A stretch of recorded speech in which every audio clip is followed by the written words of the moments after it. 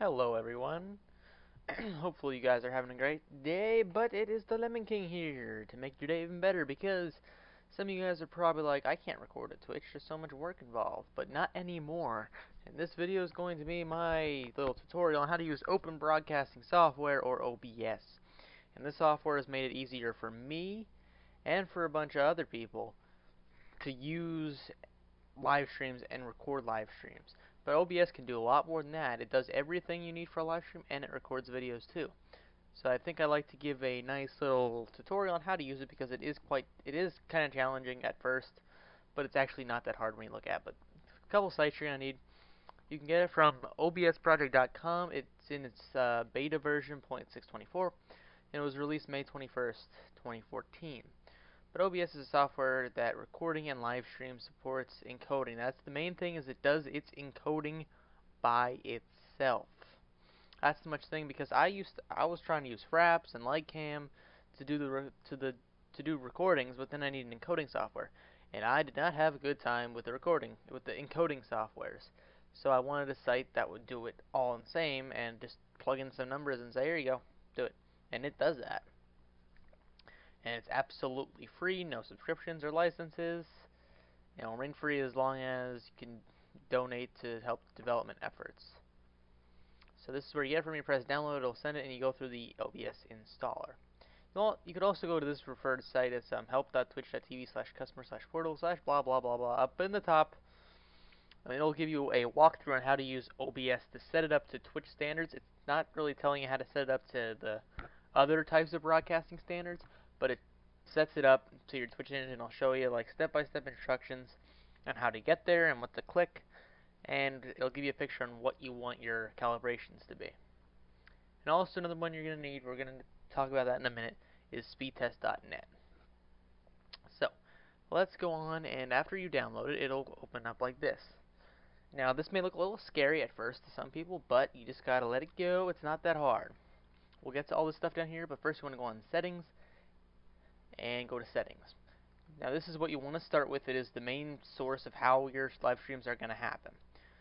General, you select your language and select it, and create a setting profile. This is what it'll set up normally as. You can create a bunch of different profiles depending on what game you're playing or what type of recording or etc. Mine, I only have one type of recording I'm going to use so far, and that is just the common recordings, and as I get more in-depth for different types, I'll branch off in different sections, then I'll make different setups. But you want your notification area icon on. That'll give you the icon on the screen. You do not want to minimize your notification area because sometimes it won't work and you'll have to uninstall and reinstall. Enable cursor over projector allows your cursor to be seen, and you can show the log box on OBS if you want to try to change the log settings, but I'm not going to even try to mess with that, only for good at computer programming. Now it starts to get a little bit harder. The encoding. This is what yours should look like.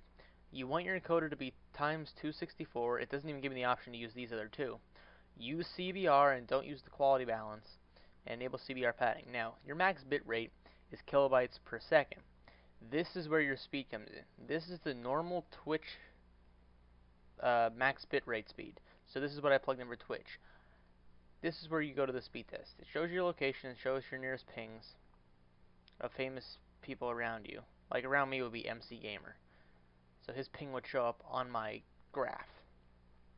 And this will give you your designated speeds, and it'll tell you, okay, like my ping is 15, my download speed is 7.9, 8.3 megabytes per second. And now what you want to really look at is your upload speed. This will tell you your max bit rate and what it should be. Now remember, this is going to be in megabytes per second, so you're going to have to convert it over to kilobytes per second. So mine is 5.81, which translates to 5,801 kilobytes per second. So when you go to your OBS, this can go up to 5,801 to its max potential to run it. Now obviously it's a lot lower, so it's going to run it no problem. You want to keep your codecs at AAC, don't change that to MP3. I recommend 48 kilohertz. Don't change these over here unless you want to talk in mono. Then you go to your broadcast settings. Don't change anything there. Your broadcast settings, this is you want it in live stream mode, and you could select your recording to where you're going to be going through. Obviously, I'm using Twitch. So let me get out of that. Loud. And then you use the Twitch, and then you select your server. Now you have to find your path and stream key, which is very confidential to your computer, and you don't want to show anybody else this. So all you do is you go into your Twitch, and when you go down, you go into the Twitch page here, and when you go to your broadcasting settings, it'll say play path / stream key. You press go here, it'll show you the stream key page. And then you want to press the show key, and then you copy and paste it into the box. And remember, it'll show you the whole spiel about don't show this to anybody, because that gives them access to your account and your computer. Don't change anything else down here. Save the file is where when it's recording the live stream as a video, it will save it to this file. So if I'm recording a live stream, it will record it as a video too. So if I like a selected portion, I can cut that out and make that my video that I can put on YouTube. You can start the stream, stop the stream with the hotkeys, and set those for whatever you want. Mine'll start the stream and the recording at the same time. I may think about changing that though. Video, it should only give you one.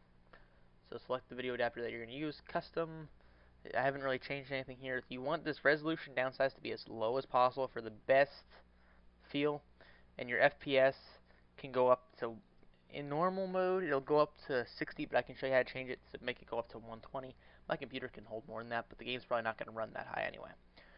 Your audio, select the desktop audio devices that you're going to use, and microphone, and you can go on here and test it. And also, to make sure it only gives you the connected devices, go out and disable everything else and only give you the device that you want. So or else people won't be able to hear you or be able to hear the audio. So whatever goes through my earphones is going to the computer, and whatever is going through the microphone here is going into the stream. Then you can go to your mute and unmute key, and then don't change these. 110 should stay at. Then you go in your advanced settings. Don't change anything. This should stay on normal. Don't change anything else. That should be at 400. Keep this at very fast CPU usage.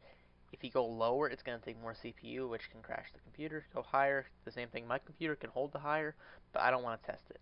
Encoding profile will be main, but how you get it to be main is at the beginning when you press Twitch, it'll tell you your Twitch settings on how it should be made. So the Twitch will give you its automated settings, and you can press apply settings, and it'll go through and change everything to be the Twitch standards. And I think that's it for this page. Then you go to microphone noise gate.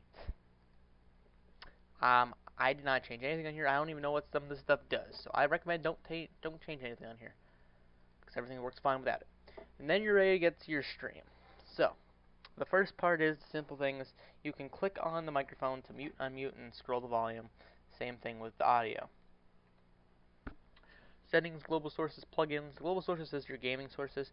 Then you have a preview, start recording, and start stream.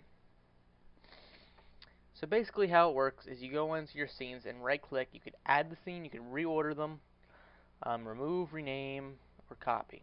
So what you want to do is add a scene and then enter a name. And then you go over your sources, and this will show up what's going to be on there. Like I have an image on there for my intro music before I start the actual stream.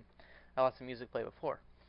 So you could add the window capture, which will capture just the window selected. Monitor capture will capture your entire screen. You could put an image, you could put an image slideshow, you could put a global source, which is the game you want it to play, which I really don't use. You could add text, you can use a video capture device like Fraps or Lightcam, whatever. You could also use this. And the game capture is what you want to add in. So my intro music, I have a little title page, and I'll be playing some music in the background. So I press preview stream, and this is what will pop up. So then you can get it, and then if I, for instance, play this, maybe, if it likes to play. Welcome back, guys.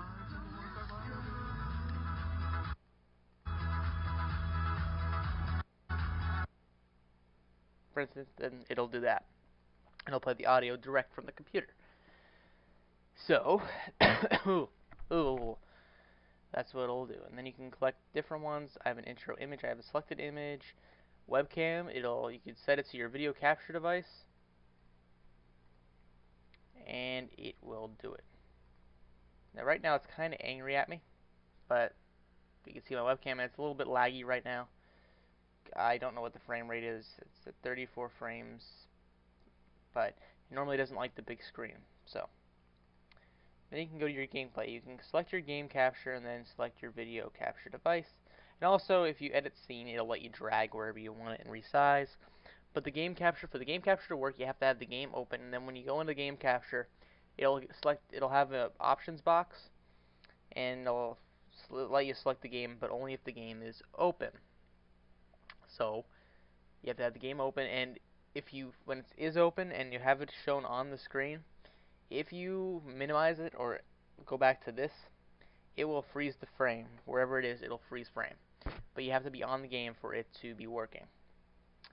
I also have the BRB image, web page. I'll show you the screen, like monitor capture, show you the screen, and it goes on and on and on and on and on. And it automatically puts you with the scene, but I don't know what that's doing. So basically, that's all you really have to do. And then when you're ready, you can stop the preview.